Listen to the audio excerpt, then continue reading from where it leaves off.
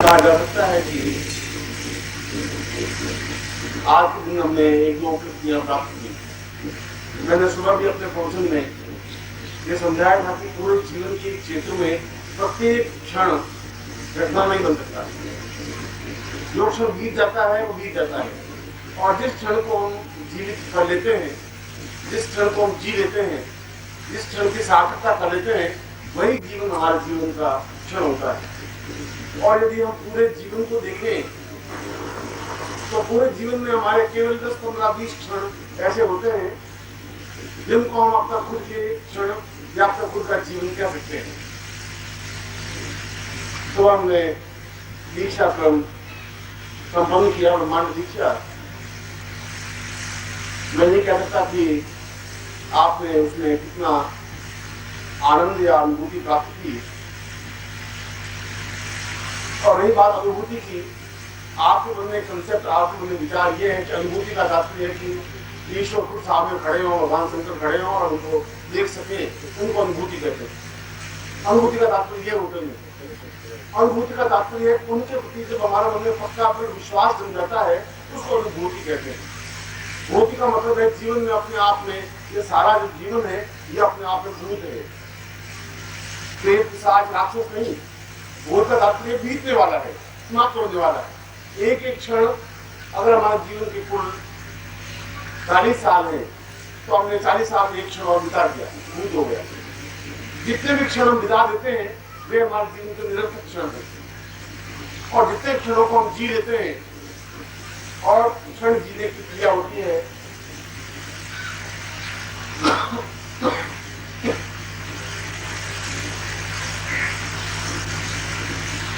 आनंद के साथ, मस्ती के साथ, जीवन की पूर्णता के साथ।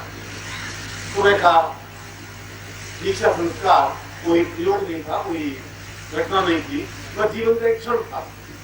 करके इस नदी या समुद्र को पार कर लोग नहीं कर सकोगे।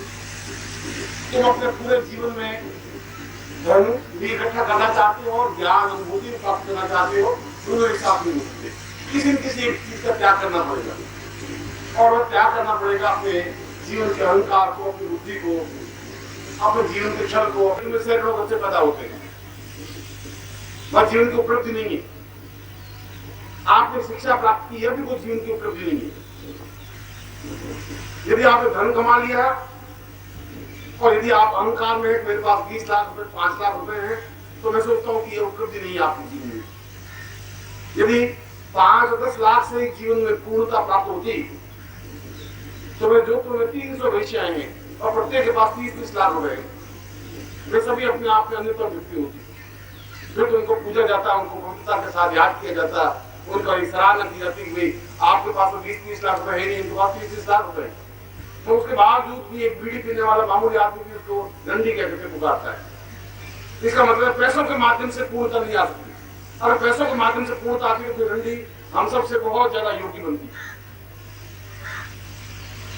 पैसा अपने आप में केवल विनिमय का साधन है। पैसा जरूरी है, हमारे जीवन में अभाव नहीं रहे, गरीबी नहीं रहे, दुर्भिक्ष नहीं रहे, पर पैसा इतना अधिक हावी नहीं हो जाए कि हम गुरु के पास पहुंच नहीं सके। पैसा इतना हावी नहीं हो जाए कि मनुष्यता भूल जाए। पैसा इतना हावी नहीं हो जाए कि हम हमारे और ईश्वर के बीच में पर्दा बन जाए। और तुम्हारे जीवन में पैसा इतना अधिक हो गया क्योंकि तुम गणित करने वाले बनिए बन गए। जन्म तो ब्राह्मण के घर में जन्म लिया या क्षत्रिय घर में जन्म लिया, कहीं भी लिया हो, बनिए तुम पक्के बन गए हो कि यहाँ से जोधपुर जाएंगे तो 162 रुपए किराया और 150 रुपए और खर्च होंगे, 30 रुपए खर्च हो जाएंगे। अब गुरु उस बीच में कहीं नहीं आया, पर ये आया जोधपुर जाएंगे, 30 रुपए खर्च हो जाएंगे, 4 दिन की छुट्टियां खाली, छोड़ो गाड़ी। अब मुझे बताइए इसमें तुम्हारा कहाँ अध्यात्म है, कहाँ तुम्हारे गुरु है, कहाँ तुम्हारे देवता है, कहाँ तुम्हारे जीवन का चिंतन है। तुम्हारे जीवन का चिंतन पैसा बन गया, और उस पैसे को माध्यम से तुम जीवन में उन्नति नहीं कर पाओगे, कर नहीं सकता है। ऐसे कई तस्कर बैठे हैं तुम्हारे, मतलब एक एक पास 5-5, 10-10 करोड़ रुपए और जेल जाते हैं, वापस आते हैं।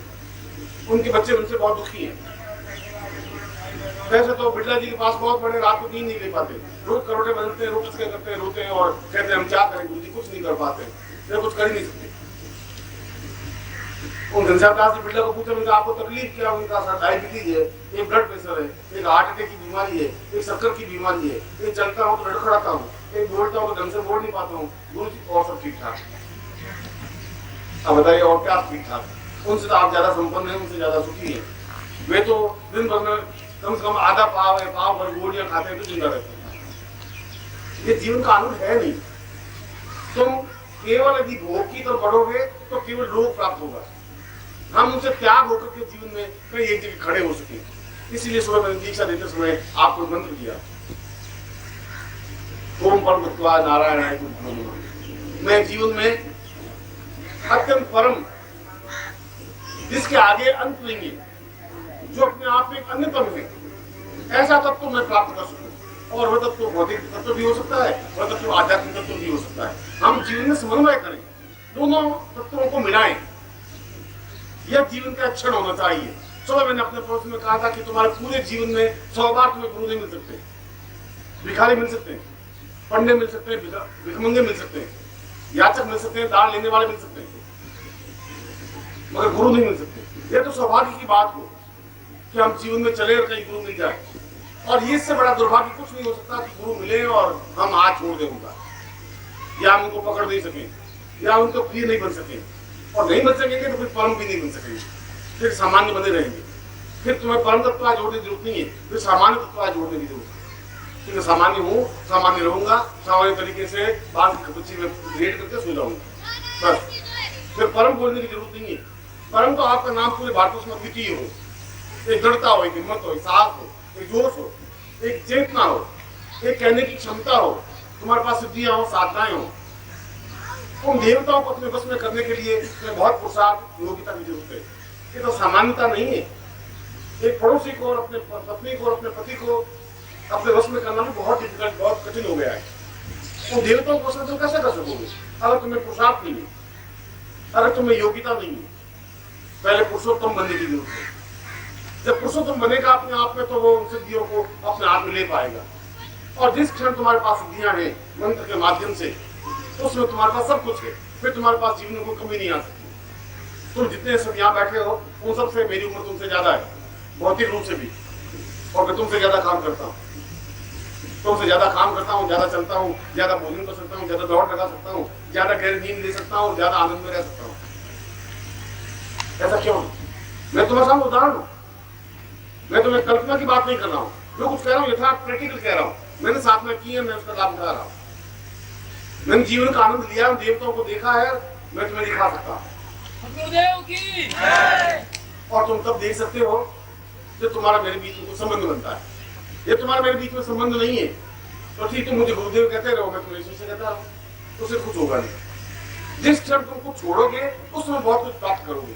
जब तुम्हें छोड़ने की भावना ही नहीं है, तुम व्यापार में 2 दिन छोड़ नहीं सकते, तुम 320 रुपए खर्च नहीं कर सकते, और तुम चाहते हो कि देवता मिल जाए, मंत्र मिल जाए, सिद्धियां मिल जाए, गुरु मिल जाए। गुरु मुस्कुरा दिए, आप बहुत खुश हो गए, तो गुरु जी बहुत खुश हो। गुरु जी थोड़े से नहीं बोले, आप बहुत उदास हो गए, तो आप नाराज। गुरु जी नाराज, गुरु जी उसमें क्या फर्क पड़ता है? मगर तुम्हारे जीवन का चिंतन केवल इतना ही रह गया, उसमें अंदर प्रवेश करने की क्रिया तुम्हारे पास नहीं है। और अंदर प्रवेश करने के लिए अपने आप को सक्षम, पुरुषोत्तम बनाने की जरूरत है, योग्यतम बनाने की जरूरत है, परम बनाने की जरूरत है। उस परम तत्व को प्राप्त करने की जरूरत है जो प्रत्येक सामान्य व्यक्ति की बात नहीं है। तुम्हारे गरीब पूछो में वो नहीं मिल सकता, नौकर चाकरों के बीच में नहीं हो सकता, सामान्य व्यक्तियों के पास तत्व नहीं हो सकता जो तुम्हारे पास है। इसीलिए तुम्हें एक मंत्र, एक ऐसा एक जीवन का अक्षर चिंतन, अक्षर मन में उपलब्धि कि मैं इस जीवन में प्राप्त हुआ हूँ, तो इस जीवन में बहुत कुछ प्राप्त करना ही है मुझे। जब चैलेंज होगा, और ये चैलेंज हो सकता है इस संस्था के माध्यम से, इस संस्था के प्रति तुम्हारा एक मोह हो। गुजरात अपने आप में बहुत आध्यात्मिक प्रधान रहा।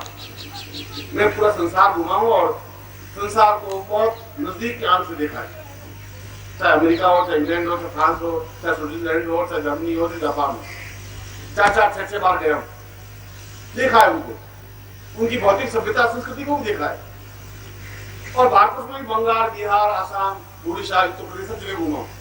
मगर जितना अध्यात्म तुम्हारे गुजरात में है उतना कहीं नहीं है, और जितने लड़ाई झगड़े मारपीट तुम्हारे गुजरात में उतने भी कहीं नहीं है। ये बड़ी विडंबना है। इतना बड़ा अध्यात्म यहाँ है, इतनी बड़ी लड़ाई झगड़े, इतनी नफरत, इतनी बस एक दूसरे आंकड़े खींच लो, बस इसके अलावा बात नहीं। अगर थोड़ा गंदा होता है तो 10-12 कारखाने जल जाने मामूली बात है।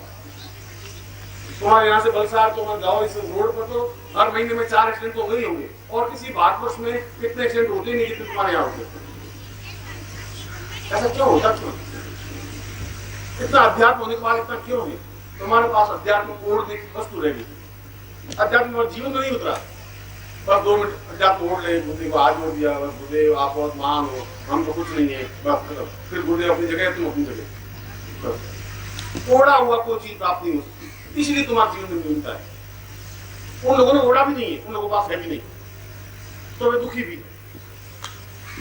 अमेरिका में देखा जाए तो इतना भौतिक संपन्नता है, और उसके बाद 42% लोग आत्महत्या से मर जाते हैं। 42%, 100 में से 42 लोग आत्महत्या करके मरते हैं। हमारे यहाँ नहीं मरते। अगर पैसों से अगर कोई बात होगी तो पैसा तो पास बहुत है। मामूली से मामूली स्वीकृत के पास में भी लाखों रुपए के खुद के पास है। टोयोटा गाड़ी, कार में आता झाड़ू लेकर के, और कार में आकर घर जाके रोकता है कार, और घर जाके सफाई अंदर करके, और कार बैठ कर हमसे घर चला जाता है। वहां पर ये हाल।